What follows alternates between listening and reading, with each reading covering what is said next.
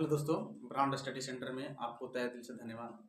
आज हम लोग देखेंगे कि पुरुषों में यानी कि मेल में स्पर्म की संख्या क्यों बार बार घटती है, इसकी घटने की रीज़न क्या है और आखिर इस तरह के प्रॉब्लम हम लोगों को समाज में क्यों देखने को मिल रहा है।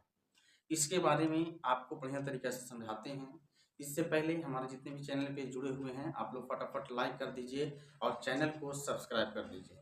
आखिर पुरुषों में बहुत आगे के अनुसार सुना जा रहा है कि स्पर्म की संख्या, शुक्राणु की संख्या बहुत तेजी से घट रही है, जिससे प्रेगनेंसी में परेशानियां हो रही है।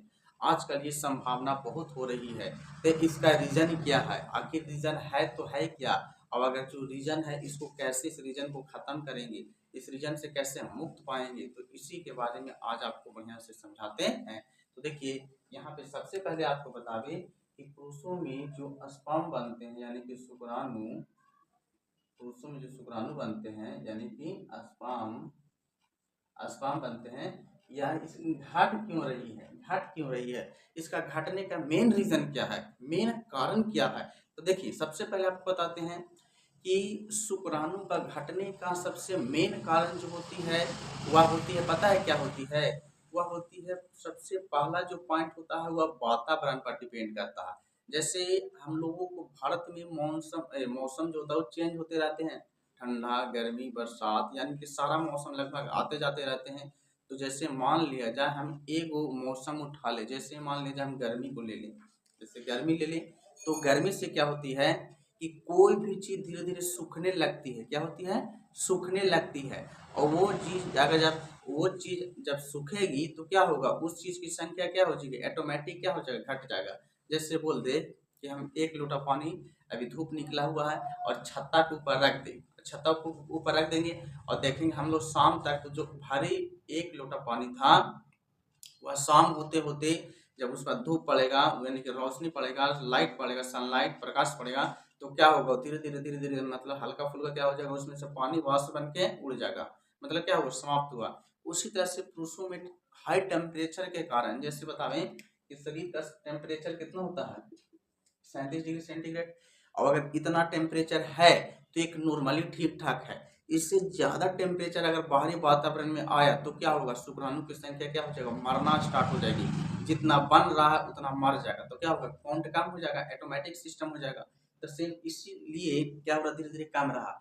या देखा जाए अभी किस चीज़ का टाइम है, ठंडा के, और ठंडा में क्या होती है कि सिकुड़ जाती है, कोई भी चीज़ क्या होती है, सिकुड़ जाती है। और जब सिकुड़ता है तो ठंड के कारण मर भी सकता है, वो ठंड के कारण मर भी सकता है। और इतनी छोटी होती है, आपको ये भी बताए हैं कि एक बार जब पुरुष के शरीर से स्पर्म बाहर निकलता है तो वो अगर बाहरी ये निकल जाएगा तो लगभग कितना, बाहरी और खाली, तो बाहरी लगभग 10 से 15 मिनट में क्या हो जाएगा, सारा के सारा स्पर्म क्या हो जाएगा, बाहरी वातावरण के अनुसार अनुसार क्या हो जाएगा, मर जाएगा, टोटल मर जाएगा, एक भी जिंदा नहीं रहेगा। ये तो हो गया कैसे मरती है। लेकिन अगर आपको बता दें कि नहीं, इसको लंबी टाइम तक अगर हमको जीवित रखना है और किसी तरह से आगे कभी दिक्कत नहीं होने देना है, तो इसके लिए उपाय है कि सबसे पहले तो आपको कम से कम तो डेली के रूप में मीठा फल, डेली के रूप में आपको मीठा फल और खट्टा फल पर्याप्त पर्याप्त मात्रा में लेना है, दोनों लेना है आपको।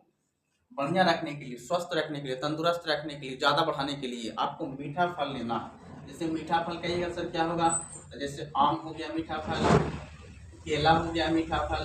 अच्छा, अगर बोलते खट्टा फल क्या होगा, तो खट्टा फल क्या होगा, जैसे हम संतरा ले लें, और क्या हो जाएगा बोलो, मौसमी ले लें, मौसमी ले लें, हो गया कि नहीं। और जैसे अंडा हो गया, क्या हो गया, अंडा हो गया, अंडा हो गया। जैसे अंडा होता है तो अंडा में दोनों पार्ट होते हैं, एक पीला वाला पार्ट होता है यहाँ पे और एक वाइट वाला पार्ट। तो वाइट वाला पार्ट होता है उसमें क्या होती है, तो प्रोटीन, क्या होती है, प्रोटीन।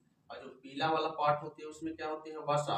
तो प्रोटीन आप लीजिए, प्रोटीन लीजिए, इसको इग्नोर कर दीजिए, पीला वाला भाग को इग्नोर कर दीजिए, पीला वाला भाग को इग्नोर कर दीजिए, और उजला वाला भाग को आप क्या करिए, तो ग्रहण कर लीजिए, खा लीजिए। तो इससे क्या होगी कि शरीर में स्पर्म की काउंट क्या होगा, धीरे धीरे बढ़ेगा।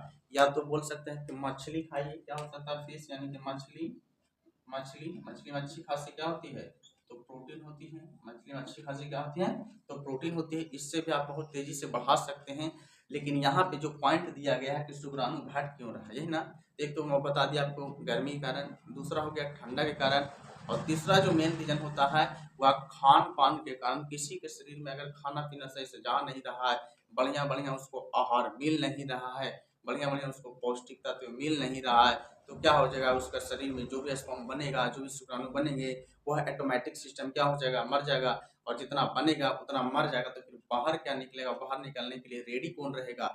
इसीलिए कहा जाता है ना कि आपको कम से कम सप्ताह में 2 से 3 बार ये सब खा लेना है। मीठा फल, तीखा फल, खट्टा फल, मछली हो गया, प्रोटीन हो गया, ये सब सप्ताह में 1 आध बार जरूर खाइए। और नेक्स्ट पॉइंट है कि कम से कम आपको हरे